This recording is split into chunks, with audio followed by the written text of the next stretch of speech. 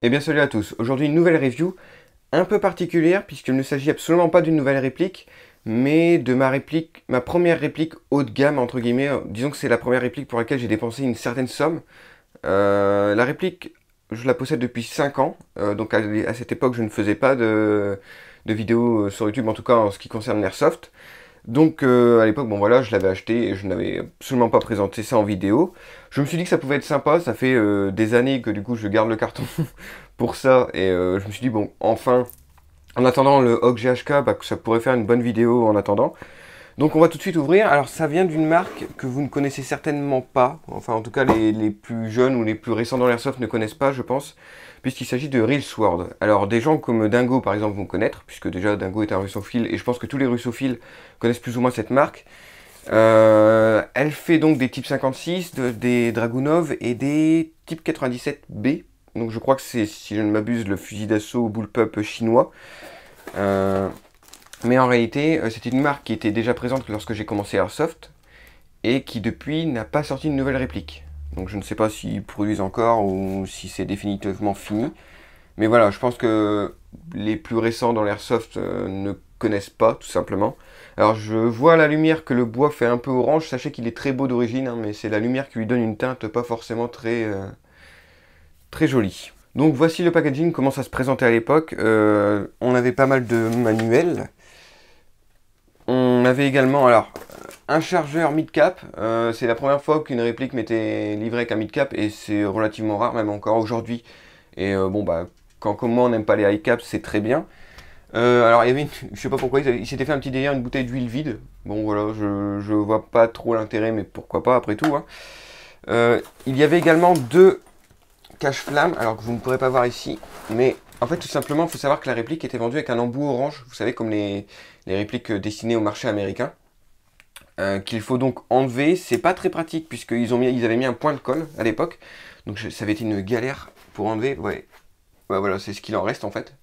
Donc, vous pouvez voir que le bout s'était un peu arraché. Donc avant, j'avais un petit bout orange au bout de la réplique, comme ça. Hein, on s'accorde que c'est pas très esthétique. Ça vient également avec une tigette de nettoyage des bourrages. Et c'est à peu près tout. Alors on va passer aux caractéristiques de base. Donc comme je vous l'ai dit, il s'agit d'un type 56 de chez Real Sword. Alors qu'est-ce que c'est un type 56? C'est la copie chinoise du fusil d'assaut AK-47, tout simplement. C'est pour ça qu'ici vous pouvez trouver la poignée en bois qui avait été abandonnée sur les AKM. Mais comme là il s'agit d'une copie de l'AK-47 et non de l'AKM, on la retrouve ici. Également, petit signe distinctif, la petite baïonnette ici qui est dépliable. A noter que de base la réplique vient avec une baïonnette en plastique qui jure énormément par rapport au reste de la réplique. Donc je l'ai changé. Real Sword propose une baïonnette en aluminium qui rend beaucoup mieux tout de même sur la réplique, qui est certes un peu plus dangereuse à mon avis en partie, mais bon, à partir du moment où vous la dépliez pas, il n'y a pas de souci. Bon, nous effectivement en Airsoft, on n'a pas trop l'utilité d'une baïonnette, si ce n'est que ça fait quand même un magnifique range saucisson, hein. Je pense que vous pouvez quand même piquer pas mal de rondelles avec cette baïonnette, hein, une fois dépliée, donc ça reste utile. Alors pour le prix, à l'époque, je l'avais payé aux alentours de 400 € sur Airsoft Entrepôt, mais les rares magasins qui la proposent encore, je l'ai vu à 480 € à peu près. Donc c'est quand même relativement cher, et c'est pour ça que je vous dis que c'est ma première réplique entre guillemets haut de gamme. C'est vraiment la première réplique qui dépassait 300 € quoi, donc pour moi. Donc c'était vraiment un pas en avant dans la ruine financière qu'a été l'Airsoft pour moi. Ça pèse 3,5 kg, donc c'est relativement lourd. Ça développe 400 FPS, voire plus. Donc voilà, c'est clairement beaucoup trop puissant. Si vous voulez pouvoir jouer avec, il faut changer le ressort. Et c'est fait de bois, hein, comme vous pouvez le voir, donc de vrai bois et d'acier.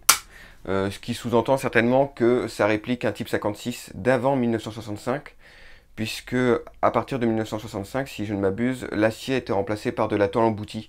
Et je crois, si je dis pas trop de bêtises, on pourra me corriger dans les commentaires, que c'est le cas par exemple sur les AKM. Voilà, justement, l'AKM c'était une version de l'AK-47 mais qui devait coûter moins cher, donc on avait fait plusieurs changements comme ça. Et à partir de 1965, ils ont effectué plus ou moins les mêmes changements sur ce type 56, si ce n'est que je crois que la poignée en bois n'a jamais bougé, donc ça c'est toujours resté comme ça. Alors pour ce qui est des points forts, forcément la finition, déjà parce que l'acier est magnifique, le bois est vraiment magnifique, ça m'emmerde un peu que la lumière fausse la teinte du bois comme ça. Je pense qu'on pourra un peu plus s'en rendre compte dans la petite vidéo d'intro et dans les tests de tir, mais vraiment le bois est magnifique. Il est un petit peu foncé, tout, ça rend vraiment super bien. Enfin, la réplique est superbe. Vraiment, là-dessus, j'ai rien à redire.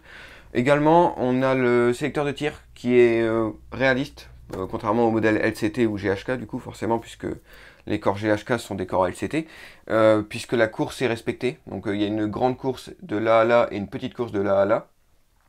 Donc ça c'est respecté, c'est RS. On a un numéro de série unique pour chaque réplique, donc ça aussi c'est cool. Les perfs d'origine sont vraiment pas dégueux, hein, que ce soit en portée, en précision, c'est vraiment pas immonde. Il y a vraiment pas besoin de changer quelque chose en termes de hop-up ou de canon, ça fait vraiment bien son taf. Et en qualité, forcément, je note la rareté du modèle répliqué, quoi. C'est-à-dire qu'à part Elsword, je pense pas qu'il y ait d'autres types 56 répliqués en airsoft.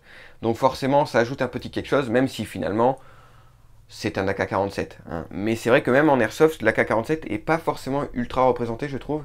On trouve beaucoup d'AKM, mais de AK-47 en soi, bah pas tant que ça. Donc c'est pas plus mal. C'est pour moi un point positif, hein. La rareté d'un modèle, c'est quand même, voilà, on évite un énième M4 ou autre, donc c'est plutôt cool. En point négatif, bah, j'ai noté que c'était trop puissant d'origine, hein. 400 FPS, à moins de vouloir perdre vos potes, c'est pas génial.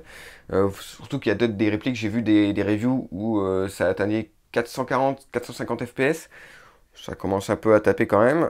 Également, j'avais noté la difficulté de trouver des chargeurs compatibles, parce qu'à part les Railsword, c'est très difficile de trouver des chargeurs compatibles avec cette réplique. Donc du coup c'est un peu compliqué, surtout à l'heure actuelle, où je pense que vous pouvez encore en trouver, hein, mais c'est vrai que c'est un peu dommage, si vous possédez une autre AK, vos chargeurs ne seront pas forcément compatibles.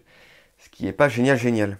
Alors, point négatif qui m'avait vraiment saoulé à l'époque, c'est l'emplacement de la batterie. Donc l'emplacement de la batterie se trouve dans le top cover, hein, donc c'est régulièrement le cas sur les modèles AK, mais là vraiment c'est très difficile d'accès, il y a très peu de place pour mettre une batterie. Et vraiment à l'époque c'est un truc qui m'avait saoulé et c'est ce qui fait que finalement c'est une réplique qui ne m'a jamais servi en jeu. C'était déjà l'époque où je commençais un peu à collectionner. Donc c'est une réplique qui est comme neuve. En vrai là elle est restée dans le carton depuis plusieurs années. Donc elle est vraiment neuve de chez neuve. Ceci étant dit, petit truc rigolo on va dire sur la batterie, c'est que vous pouvez également mettre une batterie dans la crosse. Alors en fait Railsword, sur Airsoft Entrepôt, il y avait des batteries Railsword, et la batterie stick, donc qui se met dans le top cover, n'était qu'une 7,6 volts, je crois. Donc c'est un peu ridicule, hein, on s'entend, surtout que maintenant, 5-6 ans plus tard, tout le monde utilise des LiPo, donc là je vous dis, une batterie NiMH en 7,6 volts, c'est un peu ridicule, hein. Déjà pour l'époque c'était un peu ridicule. Et du coup, vous pouviez acheter une deuxième petite batterie Railsword, qui était vraiment mais toute petite comme ça, et qui se mettait dans la crosse. Tout ça pour atteindre donc 9,8 volts, je crois. Voilà, c'est la seule réplique que j'ai vu faire ça, c'est rigolo, mais c'est pas pratique du tout, hein. On s'entend, c'est un peu naze comme concept, mais voilà, c'est la seule réplique qui fait ça, donc je trouvais ça rigolo. Mais encore une fois, actuellement on utilise tous des LiPo. Voilà, hein, les batteries NiMH, c'est fini depuis plusieurs années, donc... Ça prouve que la réplique vient quand même d'une autre époque. Et avant de passer au test de tir, pour conclure, c'est clairement une réplique magnifique. Je crois que Dingo a un Railsword, hein, qui traîne dans son antre, si je dis pas de bêtises, ou en tout cas il l'a eu.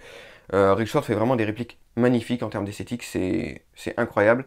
Par contre, à l'heure actuelle, je vous avouerai que, hormis pour la collection, si vous voulez à tout prix un type 56 ou une AK très bien finie, encore que...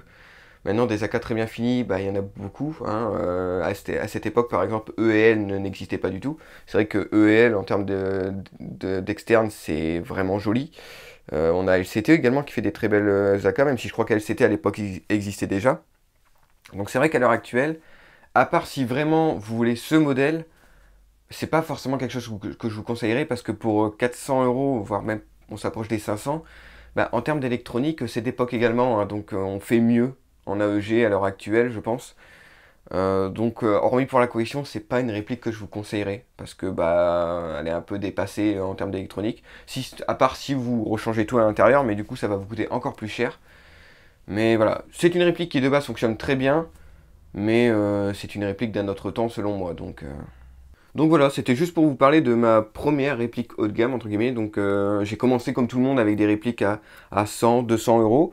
Et puis une fois, je me suis promené sur Airsoft Entrepôt et ça a été le premier craquage de slip qui a inauguré une longue série. Et j'ai acheté ce modèle qui m'a énormément plu, hein, en termes d'esthétique c'est magnifique. Donc voilà, je pense qu'on va passer au test de tir pour que vous voyez ce que ça donne.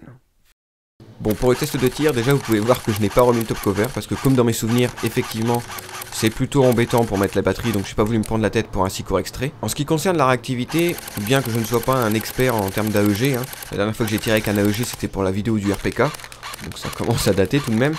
Je trouve ça vraiment correct. Alors certes, vous allez trouver bien mieux à l'heure actuelle, notamment avec des répliques comme les Amoeba, hein, qui d'origine cartonnent en termes de réactivité, mais vraiment je trouve pas ça honteux. Et pour le coup, en termes de portée et de précision, je trouve la réplique vraiment très très bonne. Même à l'heure actuelle, elle n'a pas à rougir face à d'autres répliques. Je me souviens que c'était l'un des gros points forts que je lui avais trouvé lorsque je l'avais acheté à l'époque, mais en termes de précision et de portée, la réplique est vraiment fait partie d'une de mes meilleures répliques en termes d'AEG dans cette catégorie, hein. Donc vraiment pas dégueu quoi. Pour le reste, j'ai pas grand chose à dire, hein, puisque c'est un AEG. Évidemment, je la faisais tourner en lipo, hein, je n'allais pas la faire tourner en IMH, faut pas déconner non plus. Voilà, cette vidéo c'était un petit kiff parce que c'est une réplique qui attend depuis des années dans son carton que je fasse une vidéo dessus. Et là il me fallait une vidéo de transition en attendant le Hog GHK, donc voilà. J'ai enfin fait cette vidéo, ça fait 4 ans que je dis que je dois la faire facilement. Donc voilà. Comme quoi faut pas être pressé, et ça finit toujours par sortir avec moi, mais faut vraiment pas être pressé. Voilà, j'espère que ça vous aura plu, je vous dis salut à tous, à la prochaine.